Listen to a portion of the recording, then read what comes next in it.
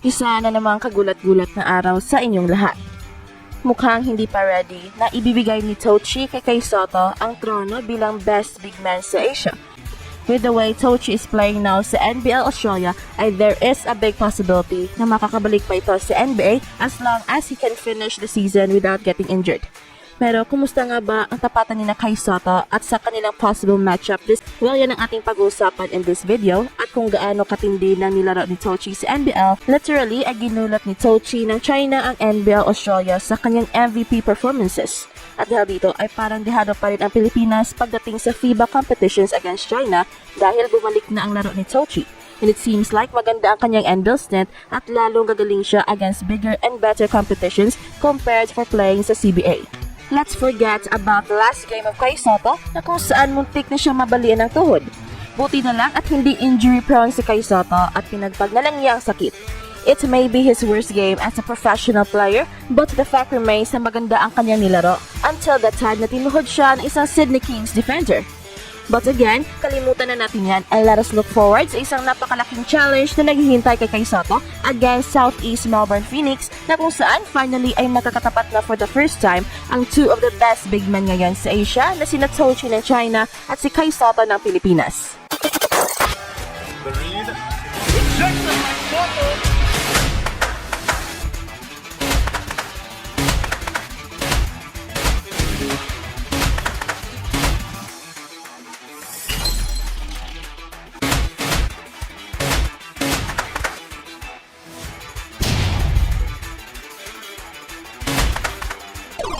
Ito na ang ultimate showdown between kay Sotto and Tochi at napaka-historic ng tapatang ito dahil ito ang first time na makakatapat ni kay Sotto si Tochi at sa NBL Australia pa mangyayari. We all know na si Tochi ang isa sa mga cornerstones ng China pagdating sa basketball and he is the acknowledged best big man ngayon sa China. At dahil dyan, napakalaking challenge ito para kay Sotto because he is up against arguably the best big man sa Asia. Pero sino kaya ang mananaig sa tapatang kay Sotto and Tochi? Well, kahit nasabihin natin maganda ang nilalaro ni Tochi ngayon, ay hindi rin siya makakasiguro kapag magtatapat na sila ni kay Sotto. So this will be the first time sa NBL career niya na meron siyang makakatapat na mas matangkad pa sa kanya at kasing skilled, if not more skilled than him. So napaka-exciting ng kanilang tapatan. Ang tanong, kakayanin ni kay Sotto si Tochi na umiscore ng almost triple-double in their game against Melbourne United with 22 points, 10 rebounds, and insane 7 blocks? Well, that is a tall order. Pero dahil mas matangkad si kay Sotto at mukhang mas mabilis siya, ay for sure mahirapan itong si Tochi against kay Sotto. At ang tanong pa dyan ay kung kakayanin ni Tochi si kay Sotto sa depensa. At the very least, ay napakaganda ng matchup ni na kay Sotto and Tochi, dalawa sa pinakamagaling na big man ngayon sa Asia. And kay Sotto needs all our prayers upang maipakita niya sa buong mundo na mas magaling pa siya sa Chinese big man who is playing for Southeast Melbourne Phoenix. Ang tanong, sino kaya ang mananalo sa tapatang kay Sotto versus Tochi ngayong March 4 sa isang home game ng Adelaide 36ers? Well, titinan muna natin ang kanilang mga averages sa NBL Australia. Kahit na masama ang kanyang laro last game, ay limited lamang ang kanyang playing time. Kay Sotto still has decent numbers by averaging almost 8 points at meron pang kasamang almost 5 rebounds in just 15 minutes of playing time. Compared to Tochi ay hindi naman nakakalayo ang kanilang averages kahit na grabe ang hype ng mga NBL and ESPN commentators sa Chinese big man na siya raw isa sa pinakamagaling na big man ngayon sa NBL Australia, but his numbers don't lie. Tochi is only averaging 21 minutes playing time per game at ito'y nakakagulat dahil akala natin ay napakalaki ng kanyang playing time but as it turns out ay napakababa ang 21 minutes sa kalidad ng talent and height ni Tochi. And that leads me to think na para bang pinakaisahan ang mga international players ngayon na naglalaro sa NBL Australia na i-control ang kanilang production by limiting their playing time. And 21 minutes of action, Tochi is only averaging 10 points per game, just 2 points difference sa average ni kay Sotto sa puntos. At sa rebounding naman, Tochi is averaging almost 7 rebounds per game. And compared to kay Sotto, ay hindi naman napakalaki ang agwat sa 5 rebounds ni kay Sotto per game. In other words, if we base it purely sa kanilang production in relation sa kanilang playing time, ay match na match sina kay Sotto and Tochi. Ba talagang impact ang nadadala ni kay Sotto sa NBL Australia at bawat laro ay iba't ibang mga bagong moves ang kanya ipinapakita. And in their game against Illawarra Hawks, ay pinakitaan na naman tayo ni Kai Sotto ng mga insane moves worthy of a second look. Let's look at this play. He's Hannes. Turned down the 3 there. Nice Sotto. Penetration. Ilang 70 players ba ang kayang gawin ang ganitong atake galing sa labas? Ito ang mga moves na pang modern big man. Galing sa labas, attacking the heart of the defense. Walang takot. Kahit na pwedeng makakause ng injury ang mga ganitong moves, yet Kai Sotto is fearless and he has everything in the play but the shot. Titignan natin ang isang crazy move ni Kai Sotto na talaga namang nakakagulat at nakakamangha. Very smooth pass galing sa isang legit 7-3 player. 18 in front, a little over 3 minutes out from half-time. They started this quarter with a 6-point buffer. Hannes takes them on. One may argue na walang extraordinary sa assist na ito ni Kai Sotto. Pero ito ang aking punto. It supports the narrative kung gaano kagaling si Kai Sotto, kung gaano ka-talented at kung gaano ka-skilled. While in the first video ay pinakita natin ang kanyang atake, this second video naman ay papakita natin ang kanyang passing ability and his ability to make plays. At kapag pagsasamahin natin ang dalawang videos na yan, ay tsak pwedeng tawagin si Kai Sotto na isang point center dahil nagagawa niya ang mga moves na hindi pang big man. At ito ang dahilan kung bakit napaka-exciting ng tapatang ito. Ngayong alam na natin ang kanilang mga averages, ay siguro titingnan rin natin ang kanilang last game na kung saan parehong hindi maganda ang kanilang nilaro.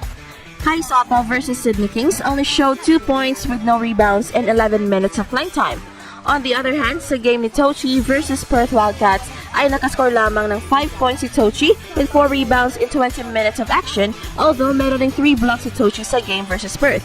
Again, hindi pa rin ganong kalaki ng agwat ng mga numbers ni Kai Sotto and Tochi dahil 5 points lang ang na-score ni Tochi versus Perth Wildcats. So, talagang napakaganda ng matchup ni Kai Sotto and Tochi dahil hindi lang similar ang kanilang averages, pati ang kanilang style of play ay very similar rin, pati na ang kanilang height.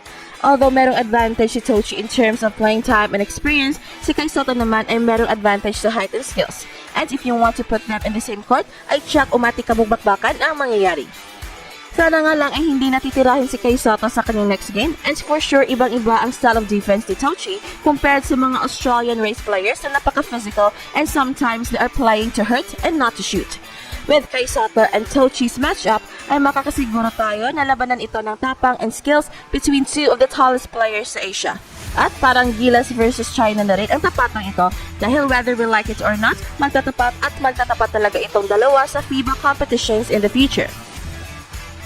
Sa makatuwid, match na match ang tapatang Kai Sotto and Tochi at ito na siguro ang pinaka-most awaited game sa buong season ng NBL Australia. Ang buong bansa ay naghihintay sa tapatang ito and everybody is hoping na mananalo si Kai Sotto sa kanilang tapatan. Hopefully ay ma-rediscover ni Kai Sotto ang kanyang laro sa next game and hopefully ay maipasok na niya ang kanyang mga floaters at sana wag lang siya magiging tentative next game. At para sa ating mga mahal na subscribers ay malapit na ang ating announcement of winners para sa ating 100,000 giveaway at baka ikaw na ang ating lucky winner. At huwag magpahuli dahil baka magugulat na lang kayo sa mga bagong balita.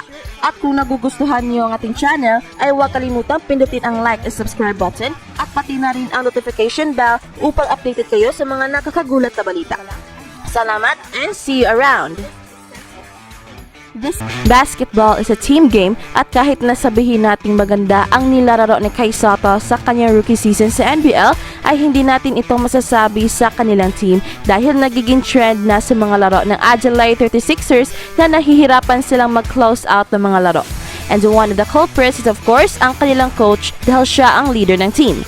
At lahat ay nasa kanyang balikat at ito'y napakalaking responsibility as the head coach. At nagugulat ang buong mundo na nag-tweet ang isa sa mga kilalang sports figures ng Australia na si John Casey na meron daw cancer si Coach CJ Broughton. Isang nakakagimbal na balita dahil siya pa naman ang target ng mga bad comments and reactions galing sa mga critical basketball fans na hindi nagugustuhan ang kanyang style of coaching. And with this news, we are offering our prayers for his fast recovery. Although sa ngayon ay considered healed na ang karamdaman ni Coach CJ Broughton after a successful surgery, but still kailangan pa niya ng regular check-ups to make sure na hindi na ito babalik. At ang balitang ito ay hindi makakatulong sa kampanya ng team dahil isang stressful job ang pagiging isang head coach and it entails a lot of hard work. At ang iba pa nga dyan ay hindi na natutulog watching videos of their opponents and dissecting plays upang maganda ang game plan every game. At dito pwedeng masasagasaan ang development ni Kai Sotto dahil it's very hard also for Kai Sotto to absorb the emotional side sa problema ni Coach CJ Button knowing na meron itong matinding karamdaman. This kind of situation is the last thing that Kai Sotto needs, but nandyan na yan. And the best thing for Kai Sotto to do is to make his coach an inspiration na kahit merong karamdaman ay patuloy pa rin sa kanyang coaching dream.